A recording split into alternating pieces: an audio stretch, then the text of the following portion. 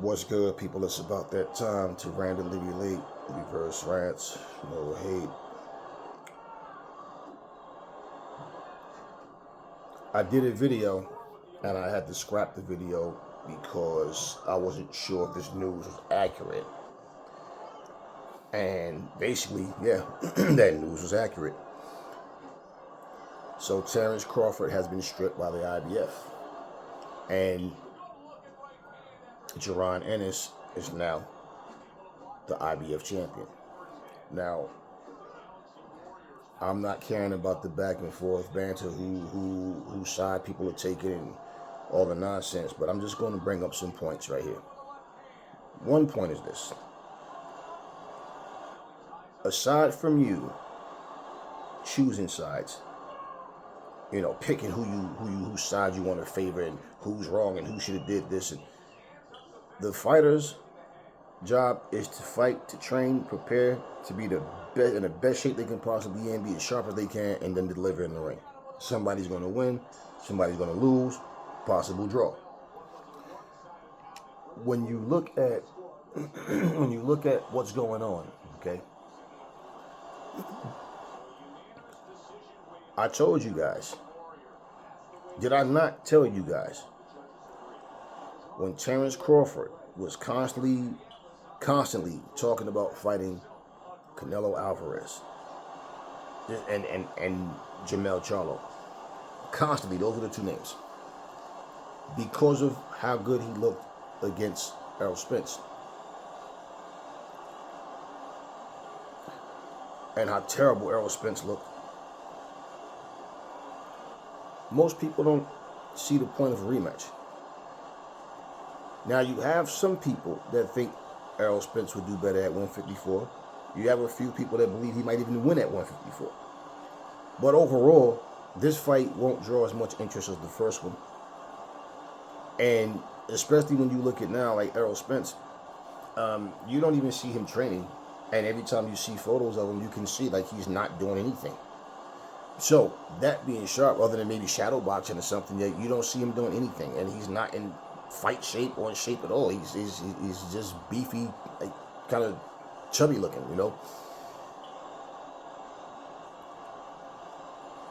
We haven't heard any details about the rematch clause in terms of when, and where. No details. Just all we heard was that Errol Spence has activated the rematch clause. He's not doing any interviews. He's not talking. So we don't know. You just see him, certain screenshots, little videos of him chilling. Out there playing with the dogs or whatever, running around. Just no training at all. That makes me feel like mentally he's trying to get back.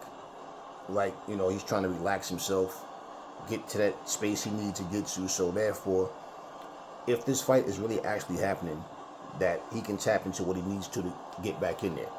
So, was he more hurt than what we knew? Is his body recouping from something that happened, or, and we also know about, the 90-day suspension simply because, or 60-day, 90 days, whatever it was. That's just basically so the fighter, for their safety. That being said, right, when people were saying that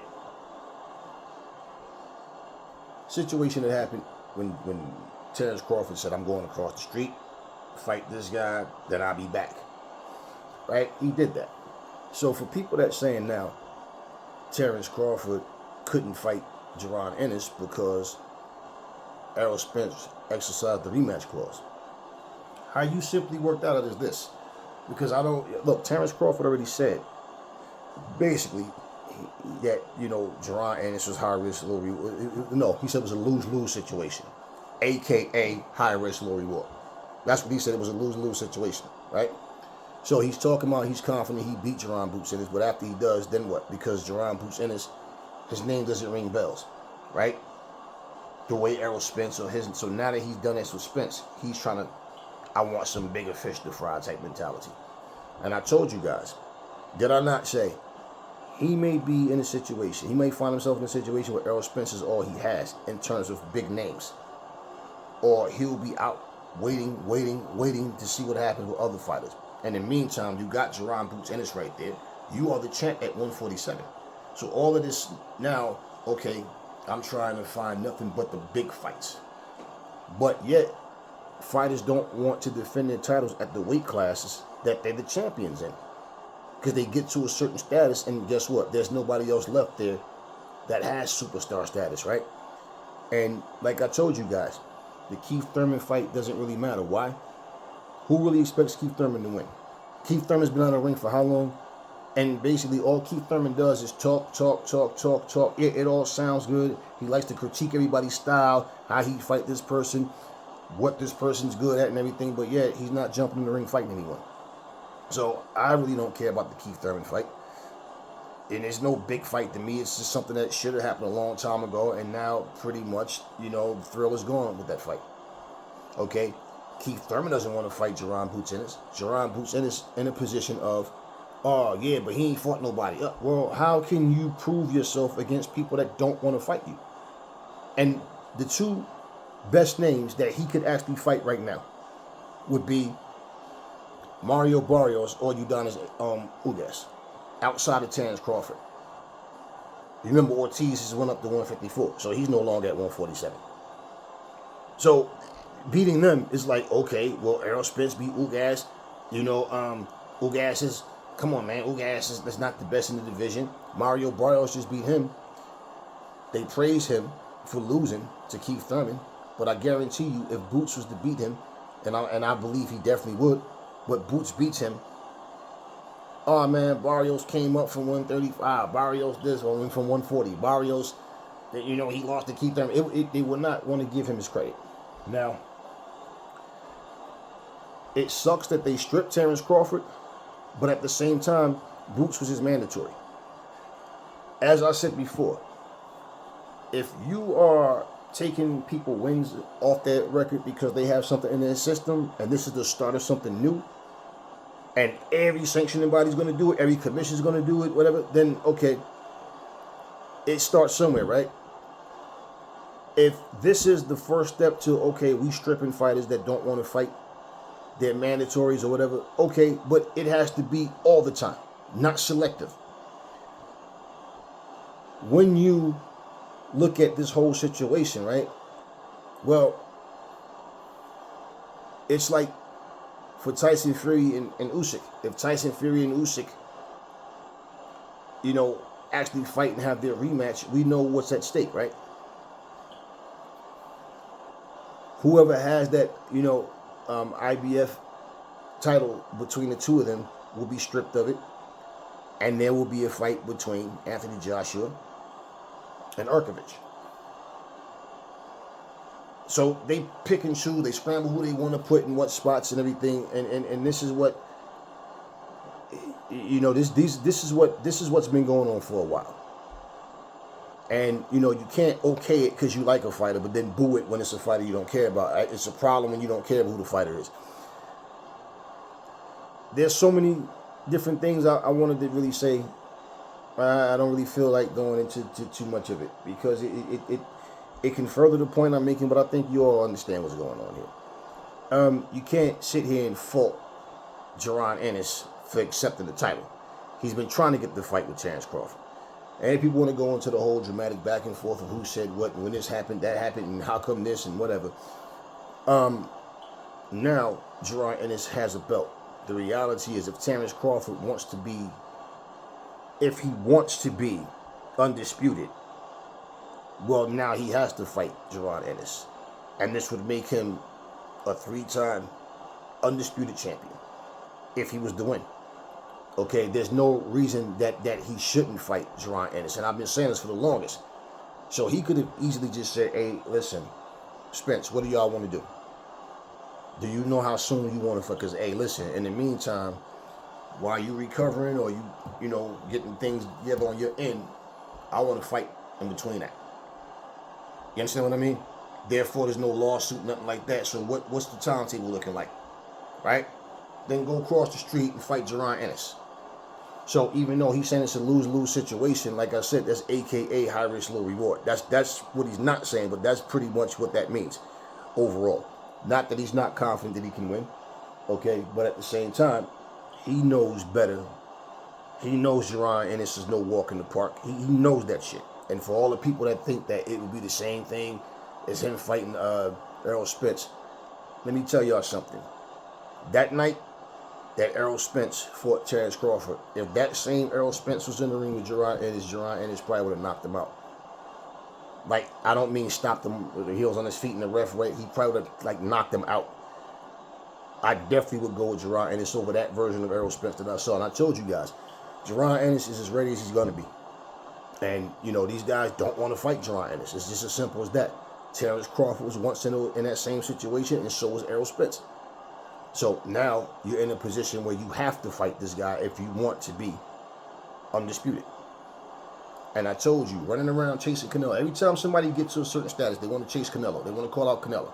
They want to try to, you know, everybody want the cash cow. But, you know, Canelo has to want to fight you.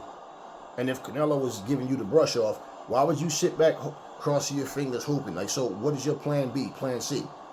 And let's not forget, Terrence Crawford is the one that said he doesn't have any interest in fighting Jermell Charlo after his performance against Canelo, right? So, okay, then who's left?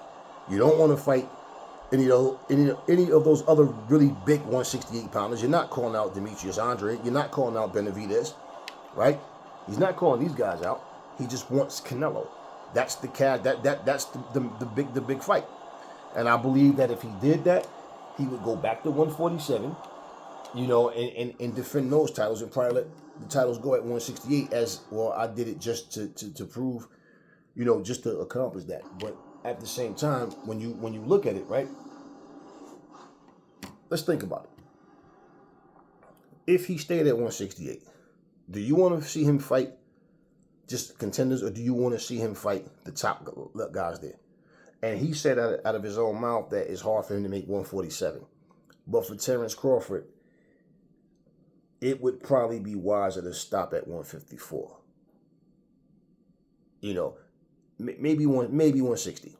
And I say this based on this. When you look at a guy's age and he start moving up in weight, and you get to the point where the thing that's going to start to slip first is the reflexes and the speed and stuff like that. And now you get up there with these big bangers. You can easily get caught with some shit, and it's like, damn, I can't react the way I used to. It's not there. Whereas at least at the weight that you've been at all this time, now, if you feel more comfortable or stronger at 54, fine. You know, I just don't see him going to 168 having the same success. I see Terrence Crawford getting stretched at 168. Yeah, he can box, but stop with this. He's no fucking Floyd Mayweather. People keep talking that shit like he's just like, no, he's not just like Floyd. And Terrence Crawford does get cracked. He does have trouble. He's getting cracked with you know, but he's been able to absorb the shots he's taken so far from these smaller guys. You know, and he can box. He can box, and if you watch him, he's more stationary now. He gives you lateral movement, but he doesn't get on his toes and move like he used to avoid, you know, getting hit with shots. So, you know, we've seen Thomas Hearns do the same thing. He was knocking everybody out at 147. He starts going up in weight, and those knockouts wasn't happening like at 147. In fact, 160 and up, he was hitting guys with everything, and they were still standing there. This is, you know, so this is not like at 147. And the difference was what? They could take his punch better than he could take theirs. And if you look at it, Hearns was getting dropped with one punch. And this is what I'm saying. As you go up, it's different, man. We're not talking about a guy 26, 27. You understand what I mean? Body still can adjust to the weight. Because by the time you turn 30 years old, most people that's when your body start to fill out now, 30 and up. You know, he's 35, 36. So I don't really see him having that same. I think 168 is a dangerous division for him. And I don't see him beating Canelo at 168. I don't see him beating Demetrius Andrade. I don't see him beating Benavidez. I don't see him beating any of those guys at 168. You know, just not the same thing. And if Terrence Crawford, like, you know, look, he has power. He's not a weak guy, okay? But for Terrence Crawford, his strength is being able to outbox you. Okay, he's one of those guys that's smart enough to not stand there and trade with and sometimes he does. That's the thing. He stands there and trade when he doesn't need to. He stands in harm's way when he shouldn't. You know, but then what he does, he'll move, stick his tongue out at you. He'll stay on the back foot. And as you start to weaken, then he'll stay in the pocket with you more. And, you know, it's like, he's standing there banging. Yeah, because he's smart enough to know this guy's punches is not what they were earlier. You know, but at 168, man, these guys is different. It's different. And I just see him having trouble with those bigger guys. Now, that being said, for Jaron Boots Ennis, it's so crazy how all I'm seeing is email champion, email champion, email champion. And all you guys need to be ashamed of yourselves. Because y'all not calling Tim Tszyu an email champion. Did y'all ever call Lomachenko an email champion for jumping up, accepting that BS franchise crap? Y'all didn't call Canelo that. And you can't even defend or lose. You can't even defend or lose that belt. It's not even a belt. It's an invisible title that you're paying a sanctioning fee for. Did y'all call Triple G an email champion? You understand what I mean? It's like, so it's selective. This person's an email champion. So what is Jaron Boots Ennis supposed to do? Oh, no, I can't accept that. No. Now I have this belt. It's not my fault that they stripped you. Right? So even if it's the point of them saying, well, he's supposed to fight Errol Spence because Errol Spence exercised the rematch clause, do anybody hear any news about this fight? Do you hear any talks about it? Meanwhile, y'all bring up Errol Spence. Now, all of a sudden now, oh, it's because of the Errol Spence fight, even though y'all don't want to see that fight. Do you even hear Terrence Crawford talking about fighting Errol Spence? Do you hear Errol Spence talking about the rematch? Do you hear any news about it? Any information? No. So this is what I'm saying. If you had any intentions on fighting Jaron Ennis, that's what you do. Let me reach out. Let me reach out to Terrence Crawford. Let's to Errol Spence. Let's see what's going on. So I know what I'm gonna do. And that's what you do when you want something. The same way how when you wanted your shot, right? The same way when Spence had the red hoodie Spence video, and he was telling him, yo, you know what's up? When we gonna fight? And Errol Spence was about, why not go fight Sean Porter? He got a belt too and all that. And why not? What do you say? Now, why not take the easy route and fight Sean Porter? Right? Same way. It's the same way. Reach out. Look, man, I want to fight, Jaron Ennis. If we're not doing nothing anytime soon, let me know what's going on. I don't know Errol Spence personally. I really don't see Errol Spence. His characteristics and his the way he carries himself, and from what I've seen of him, I can't see him trying to sue Terrence Crawford because, tell him, yeah, cool, man, go do what you got to do. I'm, over here doing what I'm doing. We'll meet up. I don't see him doing that. And then people say, yeah, but then if he does that and he loses his spot, no, he's not going to lose his spot. And especially the fact is, their rematch, he wants it at 154, so the belts wouldn't be on the line either. Anyway, right? So I don't see that as a situation of it being a problem. I don't see that being a problem. Now that would be dirty, right? If it was just a word of mouth thing and man, it's okay, whatever. So you have your people get out to his people, put something in writing if you want, whatever it may be. But what I'm saying is, when you say, oh, he couldn't fight him because of the Errol Spence rematch clause. Look, man, he never talked about fighting Jaron Ennis. It was always Jaron Ennis calling him out. And then they had the one incident where, I remember this one video where Terrence Crawford, he supposedly said something. I didn't even watch the video. I just remember hearing people respond to it, react to it, saying that Errol Spence was implying that him and Boots could have fought at some point and it didn't happen or whatever. Boots fought someone else or whatever. And it's like, man, listen, when you keep digging up stuff, right, about something that supposedly happened, but right now, you and that person have absolutely nothing going on that prevents you from fighting, that's irrelevant. Let's make it happen right now. Right? Let's make it now. I didn't wash my car the past 2 days because it rained. Okay, it's nice and sunny today, right? Go wash your car. You don't wash your car today when it's nice and sunny, then what's your excuse? You understand what I mean? It's what you chose to do or not do. So, I actually don't, look, it also shows you Terrence Crawford's star power. I told you guys, he's not on the same star power level as Canelo. Have you ever, look at Canelo. Look at Tyson Fury. Okay? Usyk is the only heavyweight right now, only champion that has mandatories. Not the other fat bald guy, just Usyk. So we know Mauricio, he has no intentions of doing nothing. Don't you remember several months ago, there was a video, an article of something that Frank Warren was saying he's going to reach out to the WBC to try to get a mandatory challenger for Tyson Fury. You remember that? And I'm saying, damn, I don't believe it. Because for one, that's his own fighter, and you know how desperate you have to be that you as a manager have to try to speak to Mauricio Suleiman to try to get him to sanction an actual mandatory fight when all he had to do was fight Usyk or fight Anthony Joshua instead of sitting there playing these stupid games, giving ultimatums, and you have 24 hours and whatever and all this crazy nonsense and keep moving the goalpost to not fight him. So it goes to show you, boxing star power and celebrity boxing star power are two different things. Okay, they stripped Terrence Crawford. I don't know all the details of who said why, what happened. Y'all talked and this happened, whatever. It's a bunch of speculation, man. I have not read a statement from the IBF. Now maybe something is out there that I didn't see. But all I'm, basically the understanding is that they stripped him. I saw the rankings and I'm like, I thought it was a mistake at first. Then I looked and I'm like, wait a minute. Because what I saw it went from Jaron Ennis being the interim champion. Then it says Jaron Ennis champion. And then I didn't see anything with Crawford. I'm like, whoa, hold up. And I'm looking at the date on it. So that's why I had to scrap the video. I made it yesterday. And when I started looking around, I said, wait a minute, man. This is true. And then I started checking things out. And so, yeah, I mean, it is what it is.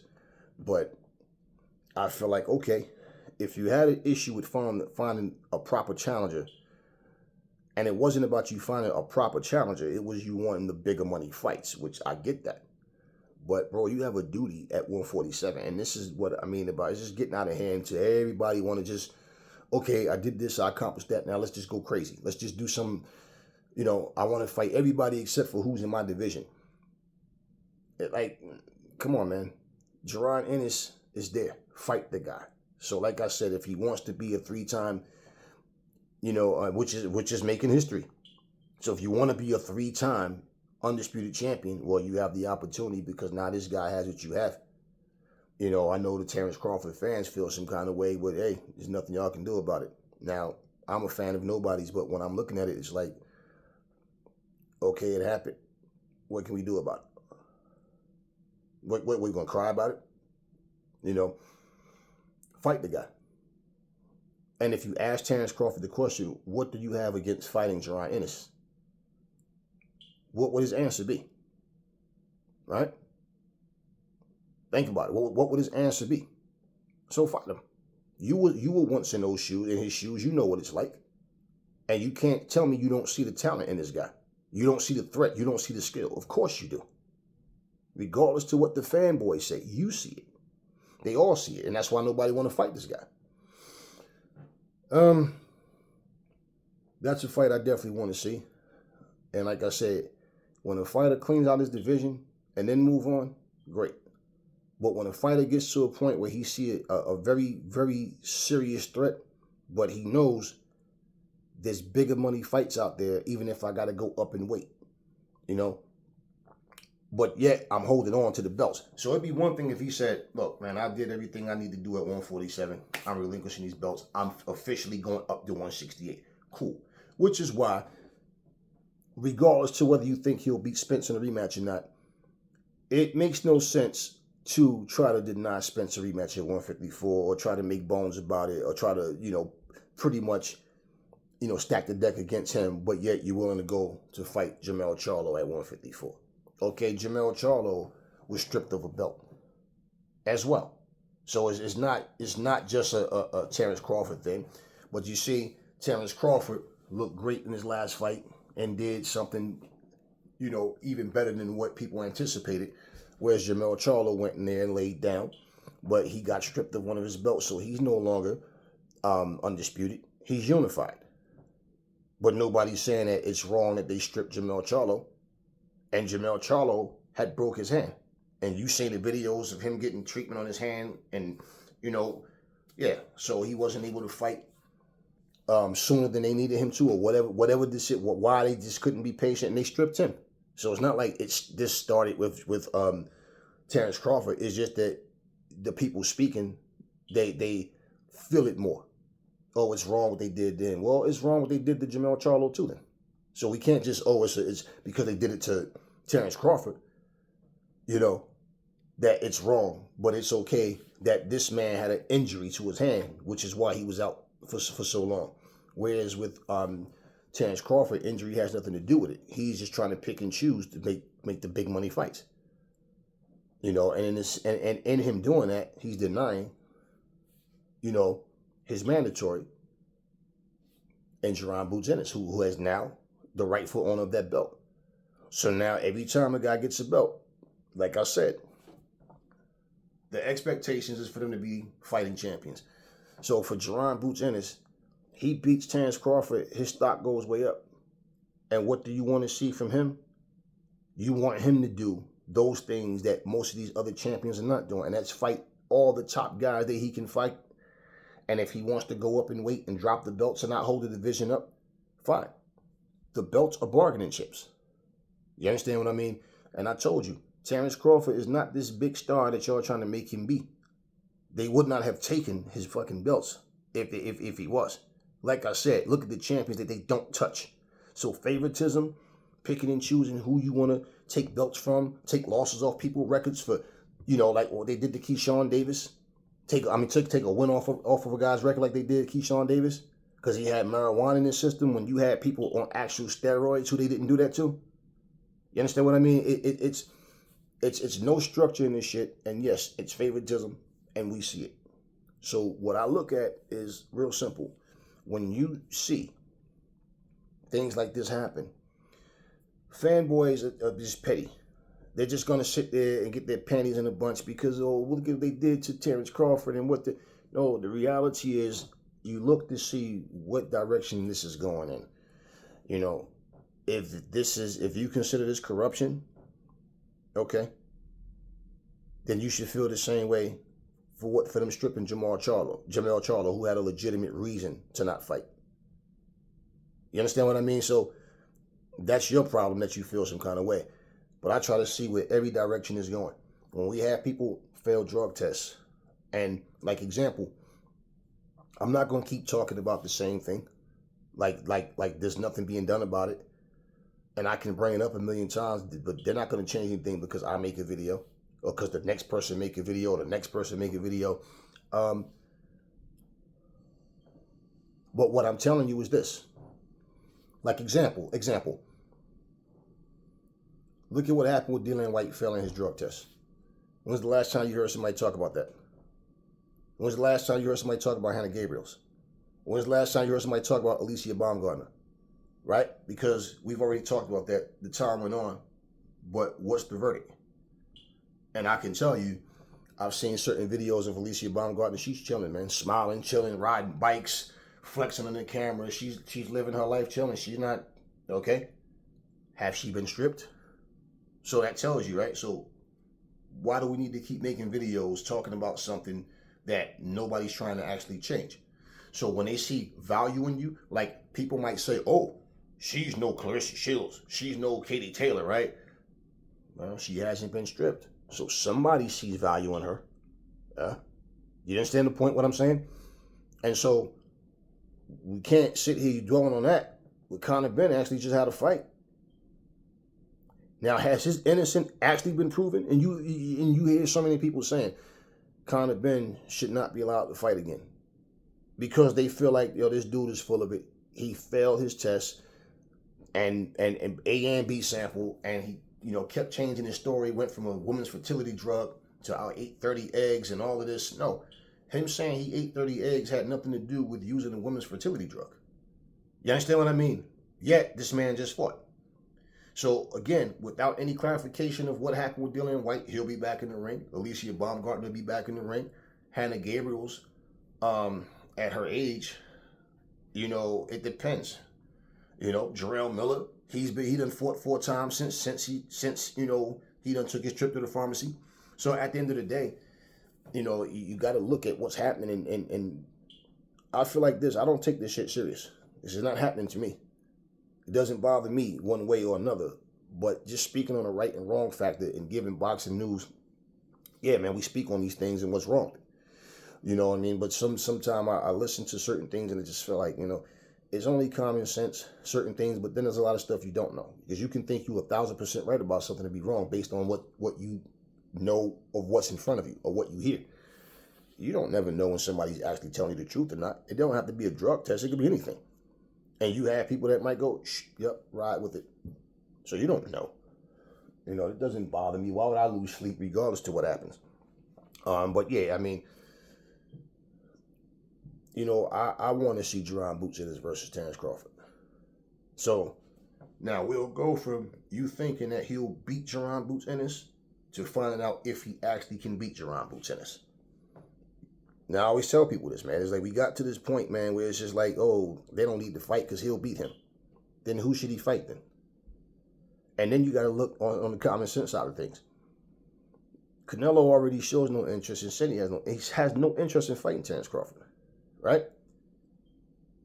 Terrence Crawford is not calling out anybody's name at 168, just Canelo. So if he doesn't get the fight that he wants, which obviously he's not, well then, who does he want to actually fight then? Outside of Canelo. And he already doesn't want to fight Jamel anymore. Okay, so what's on the table for him? Now, did I not tell you guys months ago he might find himself in this very position he's in right now? With the exception of him being stripped of his belt, but not shocked that happened either. But did I not tell y'all he might get to a point where all he has in terms of big name is Spence? And the thing about that is that fight is already, the rematch has already been tainted because of how one-sided the first fight was. So it's no super fight. It's just basically, okay, let's see how bad he's going to beat him in this fight. And then you have that handful that want to see if Errol Spence, well, is actually capable of winning in a rematch. You understand what I mean? And when you see videos of nothing but him chilling and hanging out, and you know what I'm saying? What are you looking forward to at this moment, right? So yeah, I mean, that being said, y'all, this is a fight that I want to see happen. And we know Boots is not the one. Boots is not going to say he don't want to fight Crawford. He wants to fight Crawford. That's the thing. Does Crawford want to fight him? Does he want to be a 3-time undisputed champion? That's what we're going to find out. Talk to me in the comment section. Never fall in love with lies. Remember, the truth brings hate out of people. And I will catch y'all on the next video.